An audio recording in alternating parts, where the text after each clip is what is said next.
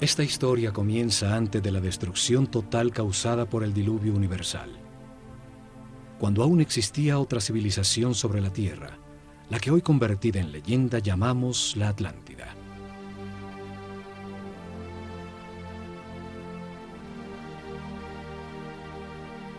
Tenían una sabiduría producto de la evolución de la conciencia del hombre durante miles de años, de las verdades comprendidas sobre el funcionamiento del universo y del proceso que llamamos vida.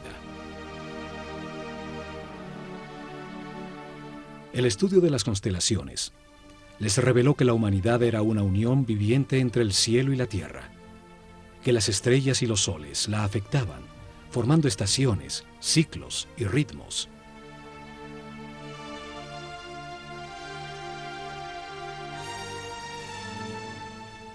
Sabios sacerdotes de la Escuela de Conocimiento de Naakal, en la Atlántida, descubrieron que el planeta estaba en los momentos finales de uno de estos ciclos.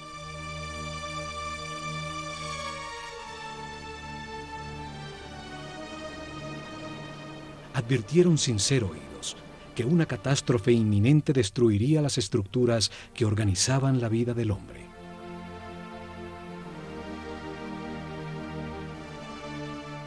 Sin apoyo del grueso de la población, construyeron unos pocos barcos cerrados por todos los lados y los protegieron con campos electromagnéticos de fuerzas que podían penetrar y disolver la materia. Dirigidos por el sumo sacerdote Chiquitet Arelish Bomalites, subieron a bordo con sus familias, unos pocos instrumentos, algunos animales domésticos, y hacia el este se alejaron de la Atlántida. El planeta se estremeció. Los cielos se derritieron y las aguas arrasaron los continentes, borrando casi todo rastro de su civilización.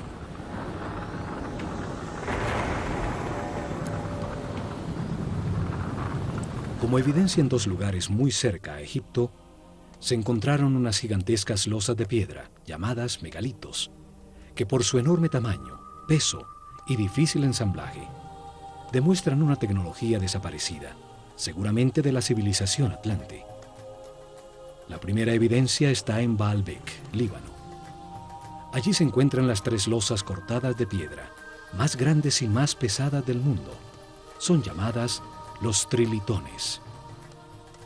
Cada gigantesca losa pesa 1.200 toneladas, mide 25 metros de largo, 8 metros de ancho y 5 metros de alto. Hoy, el peso más grande que se puede levantar con una grúa, el transportador espacial Discovery, solo pesa 150 toneladas, una décima parte del peso de los trilitones. Hoy no existe la tecnología para levantarlas, y mucho menos para colocarlas con tan extrema precisión. Fueron movidas a su lugar desde 3 kilómetros de distancia donde fueron talladas, y donde aún se encuentra una losa de igual tamaño que nunca fue utilizada por los constructores originales. La misteriosa plataforma, por su enorme tamaño, se convirtió en un sitio sagrado para las culturas que después del diluvio se asentaron en la zona. Asirios, persas, griegos y por último romanos construyeron sus templos más importantes sobre la plataforma.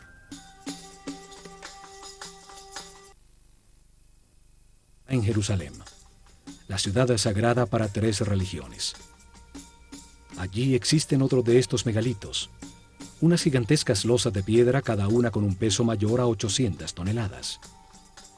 Por su enorme e inexplicable tamaño, también se convirtieron en sitio sagrado alrededor de los cuales creció Jerusalén. Forman parte de la enorme plataforma que sostuvo al templo de los judíos y que hoy soporta la mezquita de El-Aqsa y el Domo de la Roca. Las losas son parte de los cimientos del mismo Muro de los Lamentos. Hoy se llega hasta allí por un túnel que descubrió las enormes piedras. Los megalitos de Baalbek y Jerusalén formaban parte de construcciones desaparecidas por el cataclismo universal. Lograron permanecer en el sitio por ser tan masivas. Este cataclismo destruyó la civilización atlante. Sucedió alrededor del año 10.900 a.C., cuando el sistema solar atravesaba la constelación de Leo y quedó registrado en los libros sagrados de todas las culturas del mundo.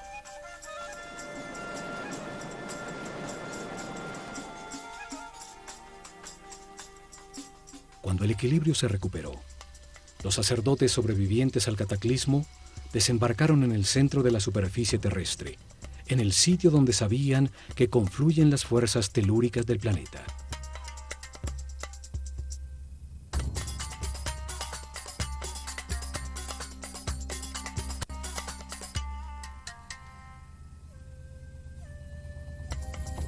Esperaban utilizar estas fuerzas para impulsar el pensamiento del hombre, construyendo masivas formas piramidales que resonaban, concentraban y transformaban la vibración fundamental del planeta en energía. Seres muy avanzados espiritualmente tenían un concepto de progreso que no estaba basado en la adquisición de comodidades materiales, sino en lograr la paz y la armonía interior, en transformar un limitado hombre animal en un superhombre. Estos sacerdotes, en un momento que llamaron el Septepi, el tiempo nuevo, vieron resurgir de las aguas un largo y estrecho oasis, una fértil tierra rodeada por un desierto protector bordeando un largo río. Lo llamaron Egipto, la tierra que emerge de las aguas, el país de un solo río, el Nilo, con las mejores condiciones para gestar una nueva civilización. Los sacerdotes vieron el cataclismo como una oportunidad para orientar la humanidad hacia un destino más alto y estructurar en este nuevo ciclo una sociedad dedicada al perfeccionamiento espiritual.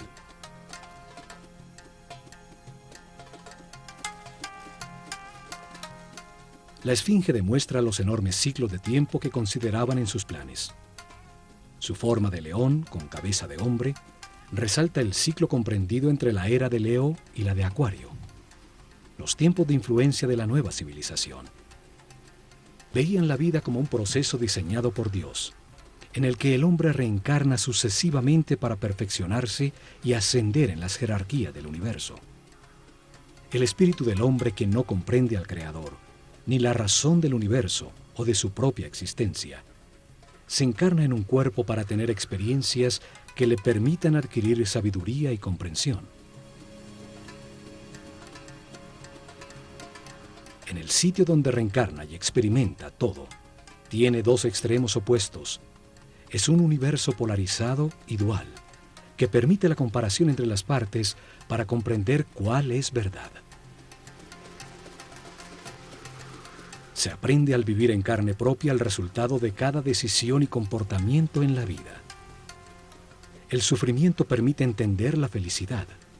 La angustia permite entender la paz. A lo largo de muchas vidas, de comparar los dos extremos se comprende que lo único verdadero está en el centro, en la neutralidad del amor. A través de la reencarnación, el hombre comprende poco a poco. Se transforma en un ser respetuoso de todo lo que existe. Comprende,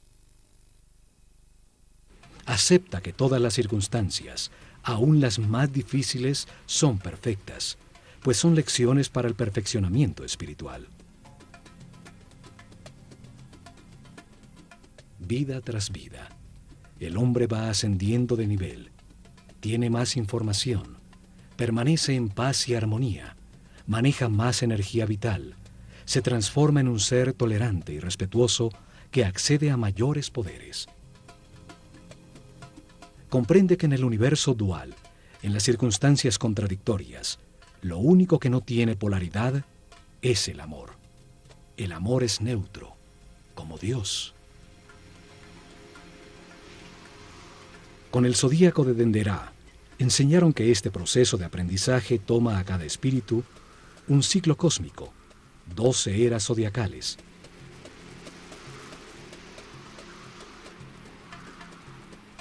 Un giro completo del sistema solar, recibiendo la radiación de cada una de las 12 constelaciones.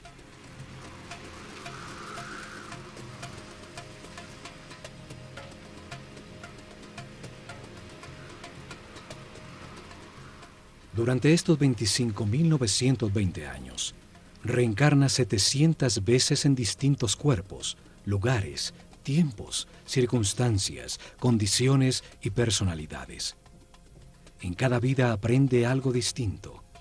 Cada vez nace influenciado de distinta manera por las fuerzas que irradian las estrellas. Así, todo ser vivo cumple un ciclo cósmico, en el que recibe la energía de las 12 constelaciones, la influencia de los cielos que marcan ritmos y producen distintos estados. Conociendo la relación de este proceso de aprendizaje, de las vidas del hombre en la Tierra, con el movimiento del planeta y del sistema solar, a través de las constelaciones, rigieron sus planes por las estrellas. Estructuraron un método para revelar información sobre Dios, el universo y el proceso de perfeccionamiento durante miles de años. Una forma para la vida y para qué existe. Establecieron unas fases para revelar información sobre Dios a su pueblo. Unas etapas que cambiarían con las eras zodiacales en la bóveda celeste. Épocas dedicadas a estudiar cómo Dios creó el universo y luego la conciencia del hombre. Cada fase de la revelación estuvo dirigida por un centro religioso que se construyó a lo largo de la columna vertebral de Egipto, el Nilo. Actuaron como los chakras o centros de transformación y distribución de energía e información al cuerpo del país.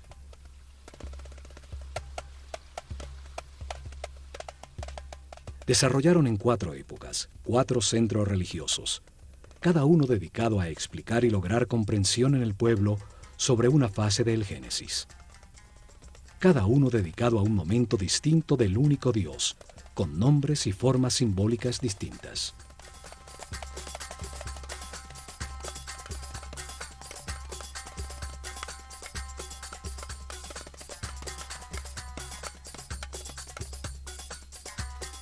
El primer centro religioso fue establecido en Anu, llamada Heliópolis por los griegos, al comenzar la era de Géminis en el año 6620 a.C., en la época predinástica de Egipto.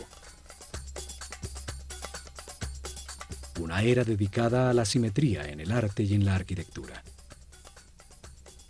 Fue dedicado a revelar información sobre las características, cualidades y significado de un Dios absoluto, el único Dios, la causa original, el todo, al que llamaron Atum-Ra, la unidad homogénea, estática, antes de manifestar el universo.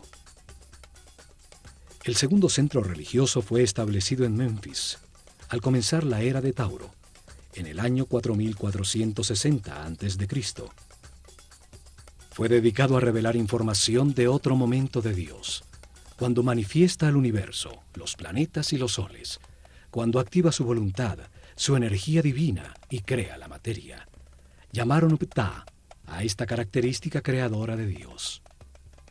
Durante esta época se nota la influencia de Mentú, el toro que representa la era de Tauro, en todo Egipto, aún en los nombres de los faraones.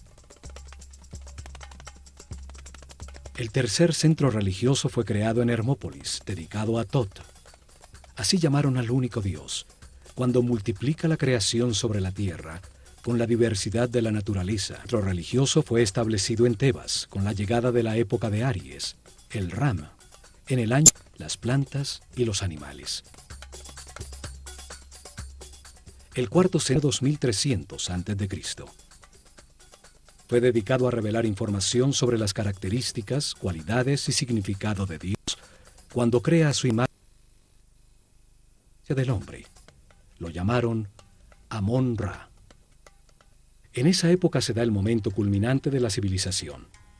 Se construyen cientos de templos donde las figuras de carneros predominan y los faraones incorporan Amón y Ram a su nombre.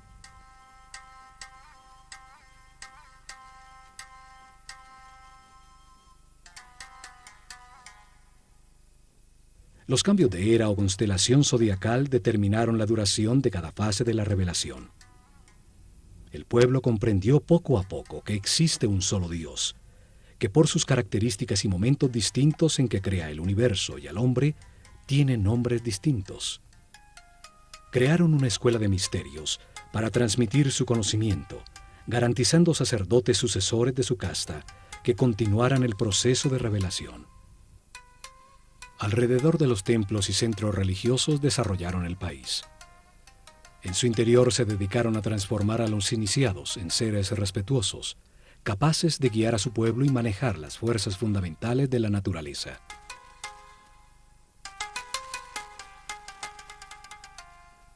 Escogieron sus discípulos entre todos los niños de Egipto por el nivel de conciencia y de sensibilidad que demostraban, dándoles la posibilidad de dedicarse a una vida de sacerdocio. Les dieron información sobre el proceso de perfeccionamiento a través de la reencarnación, sobre Dios y el universo. Les enseñaron ciencias, arte, religión y filosofía. Los entrenaron en ejercitar su autocontrol. Aprendieron a conservar su energía vital, a comprender la importancia del respeto y el libre albedrío, acelerándoles el proceso evolutivo. Los convirtieron en los sucesores de su casta, sacerdotes con el conocimiento y el poder que éste produce, y la misión de guiar al pueblo en un camino de perfeccionamiento general. Se han encontrado estatuas de sacerdotes, unas saliendo de un cubo, otras representados como escribas, seres con el conocimiento. A unos pocos le adicionaron a su nombre la palabra Hotep, que significa sabio, como a Imhotep o Amenhotep, hijo de Apú, como reconocimiento a su sabiduría.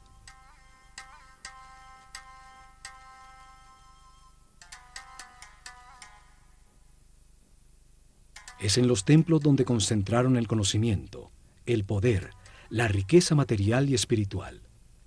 Desde allí impulsaron la organización desde la nada de la civilización egipcia.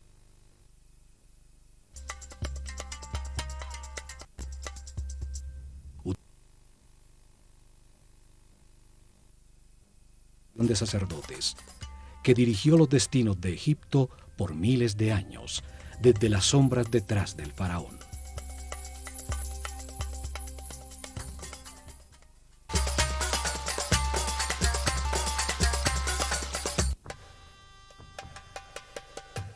La Escuela de Misterios utilizó el ojo de Horus como su símbolo, una firma que aparece en los muros de todos los templos de Egipto. Un símbolo trae a la mente, evoca, lo comprendido de su forma, su acción principal, transmite una idea de manera muy simple, más allá de las palabras. Su significado puede ser entendido miles de años después de haber sido dibujado.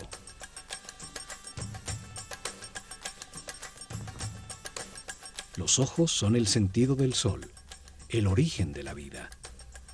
Actúan percibiendo su luz y las vibraciones de color.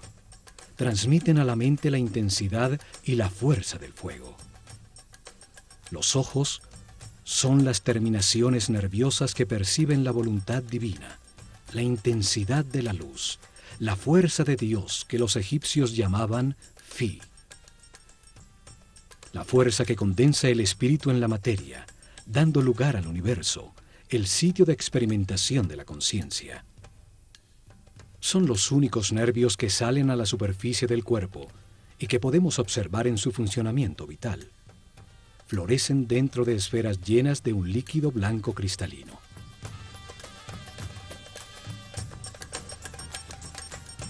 Los ojos simbolizan la dualidad. El ojo izquierdo es solar, sensible a lo negativo. El derecho es lunar, sensible a lo positivo y afirmativo. Cruzan su información para producir la imagen mental correcta del espacio. Simbolizan la experimentación de la conciencia en un universo de contrastes, para encontrar la verdad por comparación entre las partes opuestas. Reaccionan a la luz activa del sol, produciendo en la mente la verdadera luz, la energía vital luminosa, una luz invisible que hace posible la inteligencia y la comprensión de la realidad.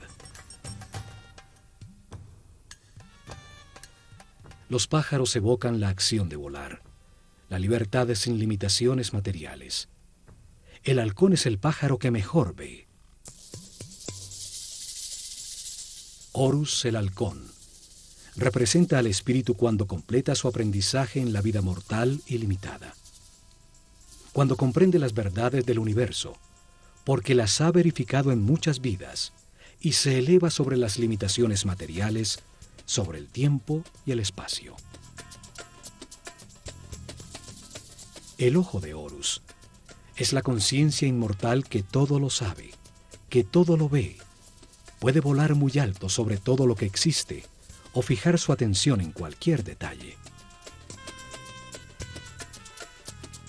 Evidentemente, los sabios sacerdotes se veían como los observadores y los guías de un proceso de perfeccionamiento hacia la luz.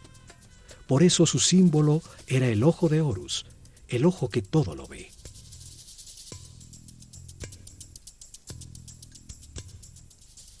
Desde los templos, los sacerdotes del ojo de Horus guiaron en paz y armonía el perfeccionamiento espiritual del pueblo, el universo y el proceso que sufre la conciencia del hombre.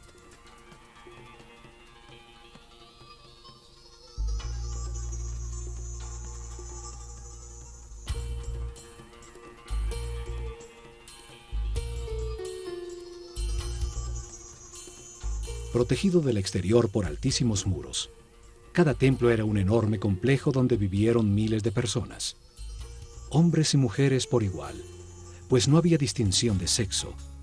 Dedicaban por lo menos 21 años de su vida a recibir información y entrenamiento para convertirse en sacerdotes o sacerdotisas. El proceso de aprendizaje se realizó en distintos templos, donde permanecían por largos periodos mientras recibían la información que contenían, el entrenamiento correspondiente a ese nivel y las pruebas de autocontrol para avanzar al siguiente nivel en otro de los templos sobre el Nilo.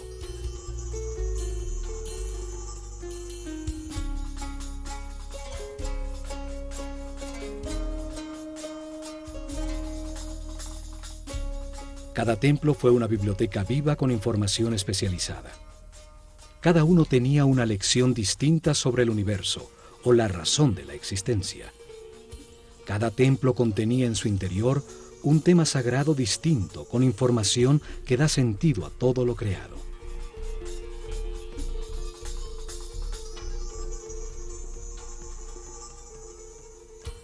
El nivel básico se realizaba durante los primeros 7 años, cuando recibían información general sobre el universo y entrenamiento para manejar los centros energéticos más bajos del cuerpo.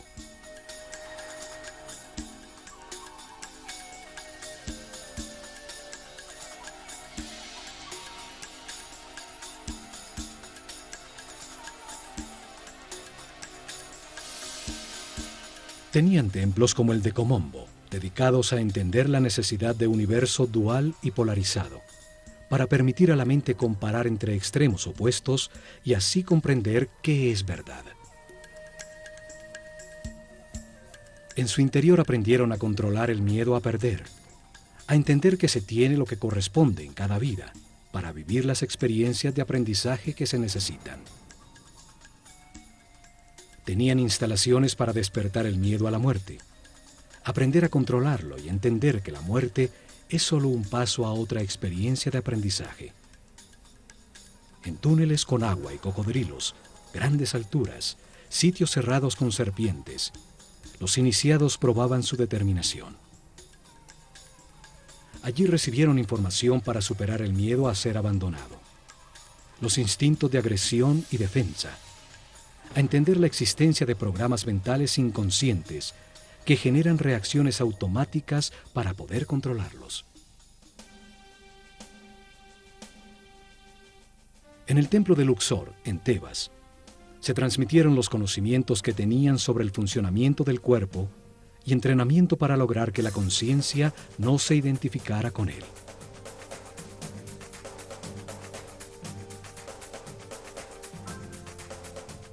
El templo entero era como un organismo humano. Cada salón representaba un órgano con información en sus muros sobre su función principal, el beneficio que el organismo total obtenía al realizarla y su relación con otros órganos.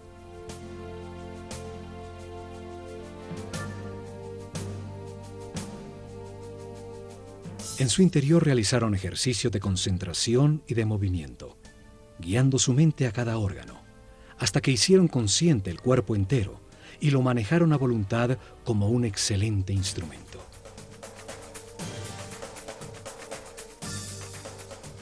Varios templos con sacerdotisas de Neftis e Isis estaban dedicados a transmitir información y entrenamiento sobre las percepciones físicas, las emociones y deseos carnales del cuerpo, su diferencia con las emociones superiores, la intuición y la inspiración. Aprendieron a transmutar las pasiones y las sensaciones del cuerpo con el poder del espíritu, a elevar su conciencia y su vibración vital, a solicitar y canalizar la energía e inspiración de espíritus en planos más evolucionados para despertar su creatividad. Muchos templos como el de Hathor, en Dendera, estaban dedicados a las ciencias, a la astronomía, a la astrología y a las matemáticas. En su azotea se dedicaron a registrar los cielos, a entender las distintas energías que emite cada constelación y los efectos que produce.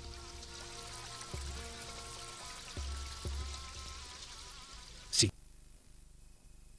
Las estrellas, controlando la duración del año solar, la fecha exacta del desbordamiento del Nilo, el momento en que la Tierra cambió de la era de Tauro a la de Aries, los ciclos que afectan el proceso de evolución.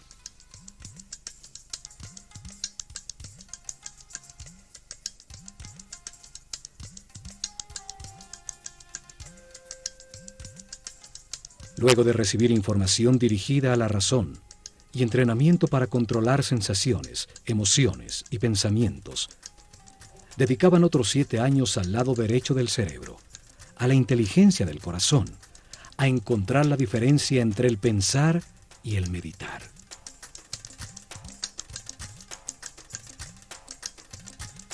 El templo de Karnak, el más grande de Egipto, estaba dedicado a la conciencia, a analizar las fuerzas que la moldean, a entender el proceso de evolución y a acelerarlo utilizando la concentración en conceptos, palabras, sensaciones, puntos exactos o movimientos.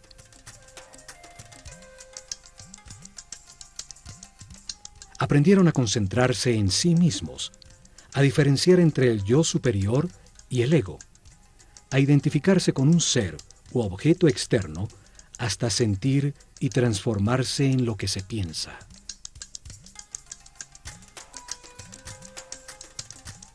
Realizaron ejercicios de telepatía en cercanía física, luego a distancia en un momento determinado del día, hasta aprender a comunicarse mentalmente en cualquier momento.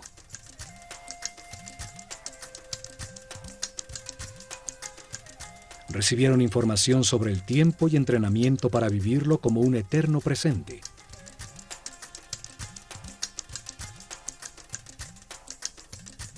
Entendieron que pensar es comparar para conocer, y que cuando todo se sabe ya no se piensa ni se compara.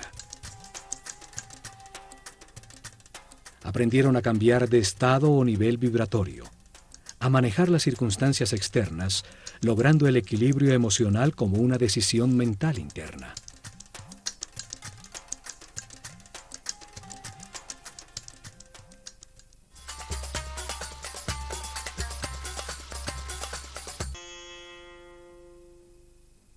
Cada templo contenía 3 niveles de información. Era una manera para revelar información simultáneamente a hombres con distintos niveles o estados evolutivos. El primer nivel transmitía información básica dirigida al pueblo. Cada templo contaba una sencilla historia llena de símbolos y personajes fantásticos. Un drama sagrado fácilmente comprensible. Las ideas eran expresadas como mitos en forma de historia.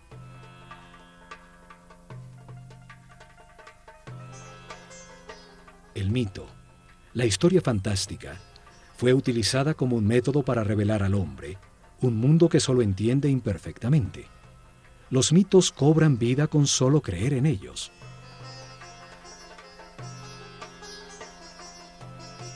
Inventaron personajes con características simbólicas, con formas que traen a la mente su función y actividad principal, que participaban en sencillas historias, parábolas que cuentan verdades sobre la naturaleza humana, sin lo árido o lo abstracto de la filosofía o la metafísica. El pueblo recibió información sobre cada tema sagrado al escuchar la historia central de cada templo, al conocer las debilidades y fortalezas de cada personaje, las circunstancias que atraviesa y la manera como se resuelven.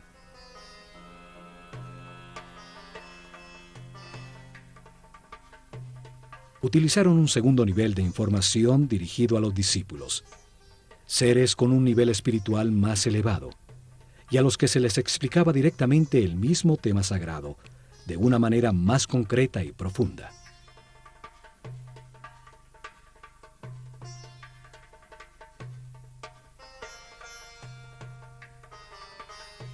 Para ello utilizaron las escenas descriptivas del mito, talladas en los muros del templo. Se les explicaba cada personaje, lo que simboliza en el universo, la parte del proceso de perfeccionamiento que representa, el porqué de su forma, su comportamiento y su función principal.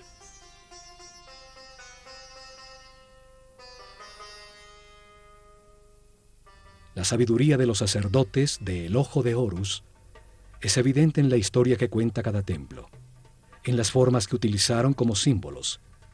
El solo verlos trae a la mente la acción vital que representan o la cualidad que se gana al hacerla.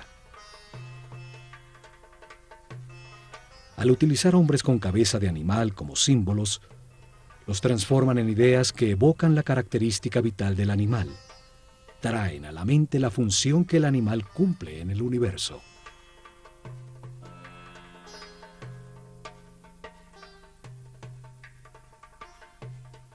Un hombre con cabeza de chacal adquiere sus características, su instinto de orientación en el desierto.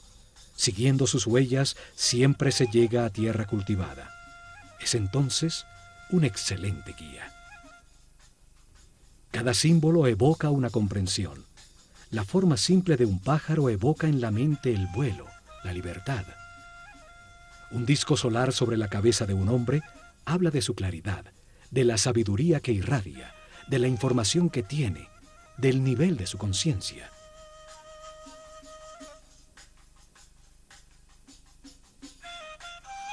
Estudiaron detenidamente los animales e insectos. Así recolectaron un profundo conocimiento sobre su vida, sobre su actividad principal, sobre sus características vitales, los hábitos que desarrollaba para lograrlo, su dieta alimenticia, la duración de su gestación, sus hábitos sexuales, el sentido principal de su existencia.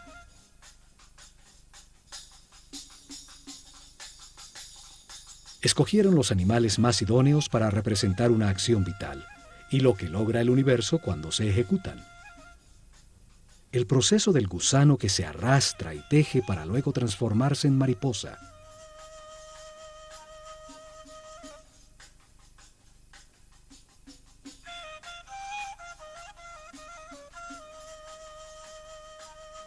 Entre todos los pájaros, el halcón es el que mejor ve.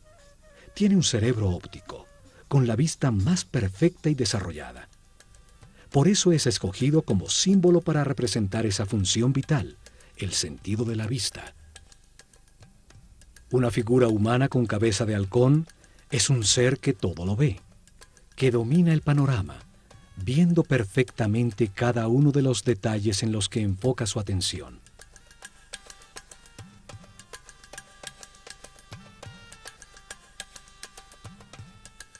Estas figuras llamadas dioses o néteres por los egiptólogos que creen que Egipto era politeísta y que adoraba a los animales, solo representan una acción vital, un comportamiento que transforma y perfecciona. Cada acción importante de la vida tiene un símbolo que la representa. Comunica la transformación que ocurre en la esencia del individuo que la ejecuta, lo que se obtiene. Un par de brazos indican adoración. Unas piernas, la acción de caminar. Una boca, la acción de hablar.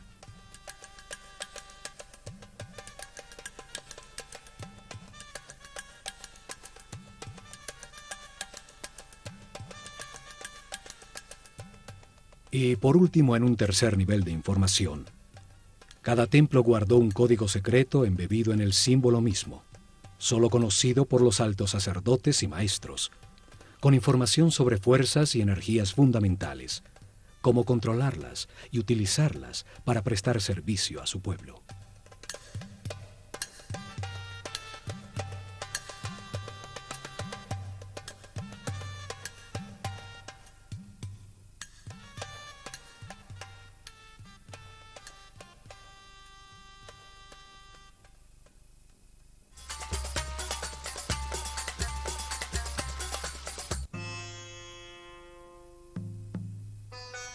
En templos como el de Horus en Edfu, el sumo sacerdote dirigió a los discípulos más evolucionados a desplazar su conciencia en el tiempo, abriendo el inconsciente para revivir y comprender las vidas pasadas en su proceso de reencarnación. El sumo sacerdote siempre fue un ser muy avanzado en el camino espiritual. No se identificaba con el cuerpo, conocía perfectamente su funcionamiento y qué energías utilizar para equilibrarlo.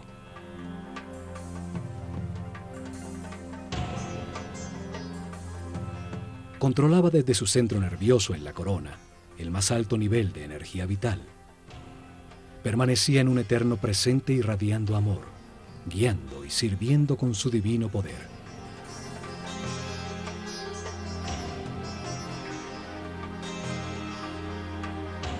La materia solo recibe, se contrae. El dar es radiar. Es una característica vibracional del espíritu. Los seres de cada nivel reciben y transmiten a sus niveles inferiores.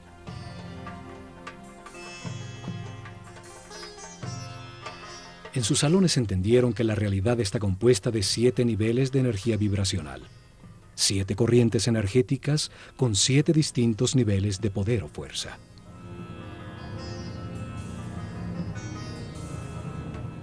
El cuerpo tiene 7 chakras o centros de transformación de la energía fundamental del universo. Cada ser humano en su vida presente utiliza uno de esos 7 centros, dependiendo del nivel de evolución de su conciencia. A mayor comprensión del universo, más respeto, más alto el chakra o centro nervioso que utiliza para transformar la energía. Mayor cantidad de energía procesa diariamente y más poderes trascendentales tiene.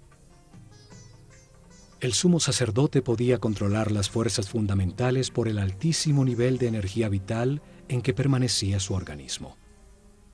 Su sistema neural tenía una resistencia correspondiente con ese nivel de energía.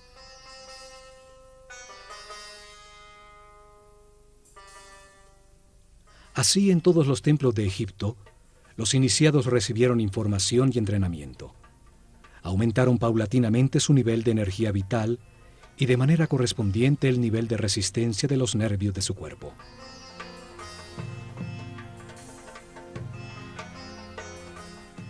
Aprendieron a mantenerse en paz, armonía, a respetar todo lo que existe, a aceptar la perfección del universo para conservar sus niveles de energía vital en el camino de perfeccionamiento que lleva a la omnipotencia, al control de fuerzas y energías superiores. Una intensa preparación física, mental y espiritual que terminaba con el momento de experimentar la totalidad y la nada, lo manifestado y lo inmanifestado, y recibir en una pirámide una poderosa energía que permite vislumbrar el 7º nivel de conciencia. Durante la era de Tauro, se dedicaron a experimentar con una forma piramidal de tecnología resonante que transformaba las vibraciones del beta en energía. Un conocimiento heredado que había de llevar a la práctica.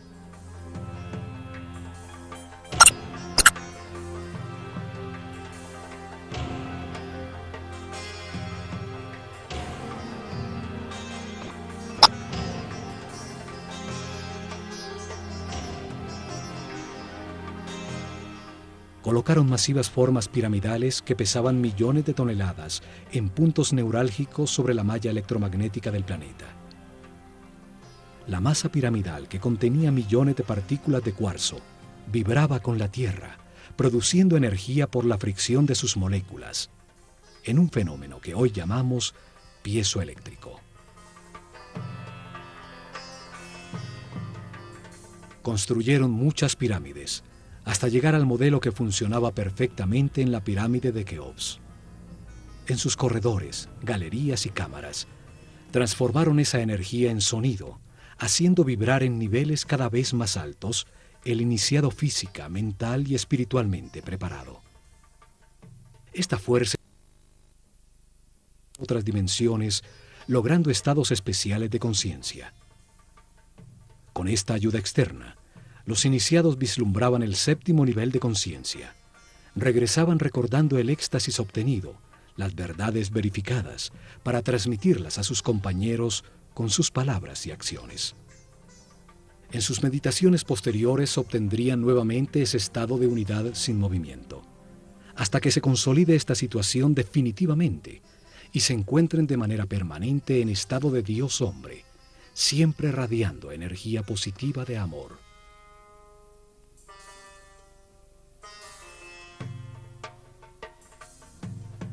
Los conocimientos sobre las formas puras del universo, los bloques básicos con los que se organiza la energía y la materia, fueron fundamentales para el desarrollo de la civilización egipcia. Hoy llamamos a esas formas puras sólidos platónicos. 5 polígonos con sus lados y ángulos iguales, basados en triángulos equiláteros, la forma divina que no tiene tensiones.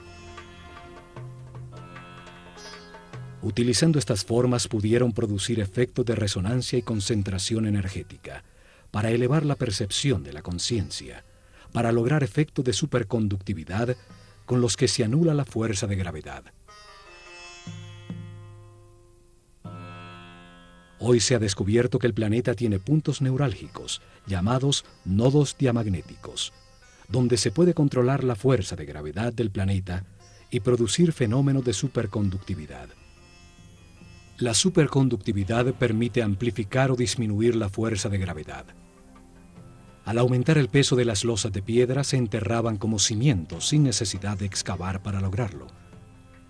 Al disminuirla, las hicieron livianas, para empujarlas y moverlas fácilmente desde lejanas canteras.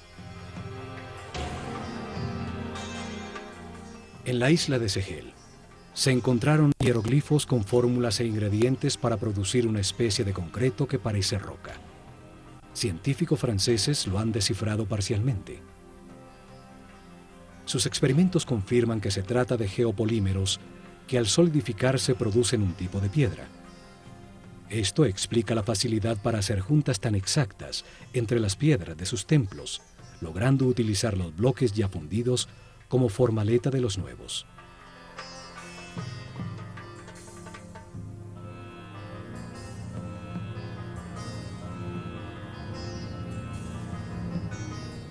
Pero lo más importante fue su visión de que la vida es un proceso diseñado por Dios para ampliar la conciencia del hombre. Que el espíritu del hombre se encarna repetidamente en un cuerpo para comprender la armonía por los resultados de sus decisiones.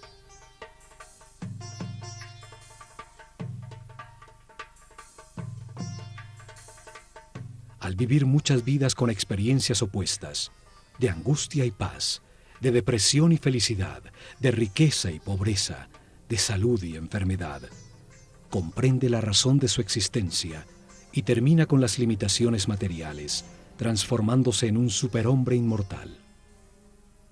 Un ser que no pierde en la muerte la conciencia o la información acumulada. Un espíritu sabio al final de un proceso que sube otro peldaño más en la perfección del universo.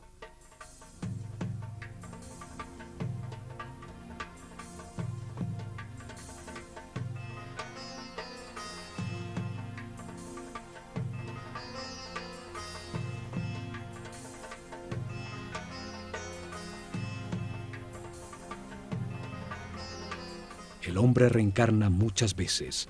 Al principio su animalidad es dominante. La intolerancia y la agresión determinan una vida de sufrimiento. Poco a poco, se satura del dolor y al buscar remediarlo deja de atacar. Encuentra la paz y con ella altos niveles de energía vital.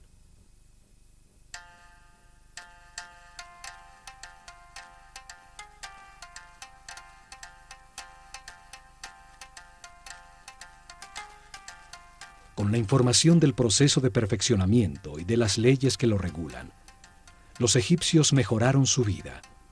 Aceptaron los momentos difíciles como parte de su camino de aprendizaje, logrando permanecer en paz y armonía.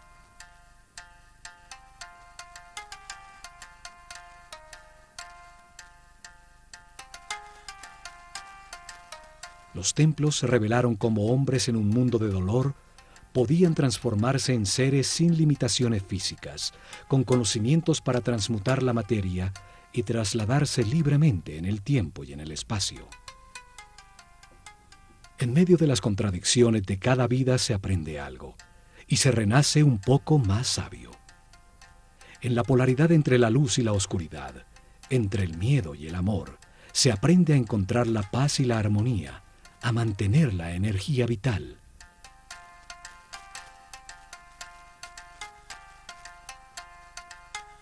Al experimentar en carne propia los tormentos y la angustia que producen la ira, el odio, el rencor o la venganza, se comprende el valor de la armonía. Al comprender que cada decisión produce paz o sufrimiento, se puede pasar del infierno de la vida al cielo de la misma. El pueblo entendió que todas las acciones de la vida diaria, pescar, sembrar, cosechar, son una manera de acercarse a Dios, de ser más perfectos cada día. Lograron una comunidad en paz y una felicidad tal que cuando el historiador griego Heródoto visitó Egipto en el año 500 a.C., no pudo menos que afirmar: de todas las naciones de la tierra, los sanos y religiosos.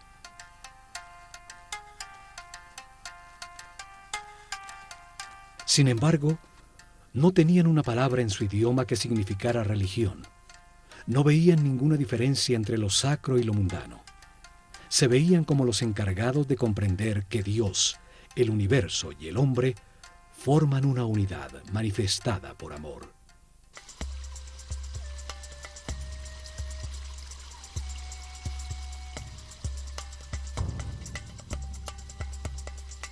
En estos programas del Ojo de Horus, veremos el mensaje que los egipcios transmitieron en sus templos, que todos los hombres avanzan por un camino de perfeccionamiento que toma muchas vidas.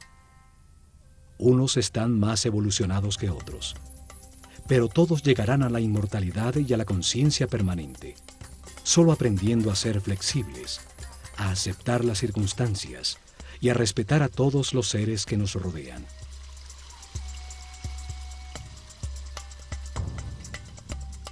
El camino puede ser de sufrimiento o de paz y armonía. Depende que se valore lo que se tiene y se agradezca la oportunidad de estar vivos para tomar conciencia que fuimos creados por amor.